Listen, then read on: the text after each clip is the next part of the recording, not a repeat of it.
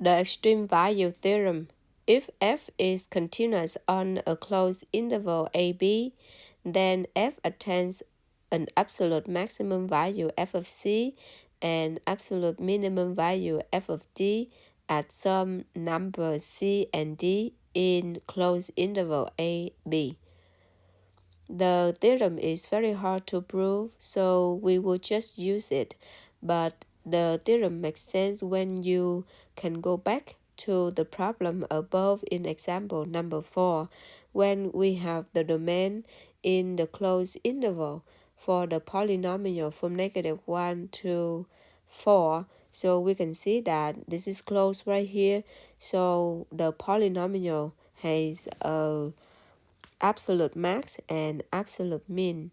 When we have no closed interval, that means from -infinity to positive infinity, we will have no absolute max or absolute min in the problem. The application for this is the Fermat's theorem. If f has a local max or local min at c, and if f prime of c exists, then f prime of c equal to 0. So let's pay attention very close to the theorem. It said that f has a local max or local min at c. When do we have a local max or local min? When we have like a mountain or valley. So we have at those points, right? And if you notice that if I ask you to draw the tangent line, so you're going to draw like this. So we will have the horizontal tangent line, and the slope of the horizontal tangent line is 0, but we define the slope is f prime, and let's assume that this is the point C, then f prime of C equal to 0 for the point at minimum or maximum value. So this is what it means from this problem, from this theorem. Now we want to do the proof. Suppose f has a local maximum at c, then, so we are talking about the local maximum first, okay? Then by definition, f of c will be greater than any f of x if x is near c.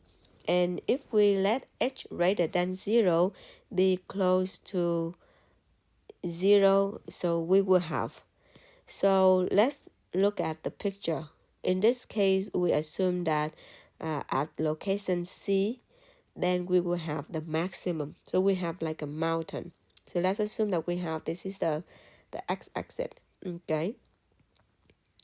Then we take an x value such that if we have this x value, so this x value has the coordinate is c plus h, for h is positive. So of course this purple point has the output lower than the c point output. So we have f of c greater than f of c plus h. Then I use some algebra. So I minus both sides, and then I divide by h for both sides, and after that I take the limit when h approaches to 0 from the right hand side. This is the definition of f prime of c, and it's give the answer is less than or equal to 0. And then we will assume that the first case, we assume that h greater than 0. Now the second case, we will assume that h less than 0.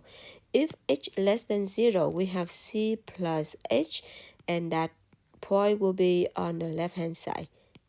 So we are looking at both sides, right-hand side of c and left-hand side of c. The direction of the inequality is reversal, and we get f prime of c greater than or equal to 0.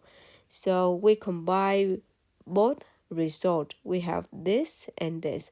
So f prime of c less than or equal to 0, and then f prime of c greater than or equal to 0.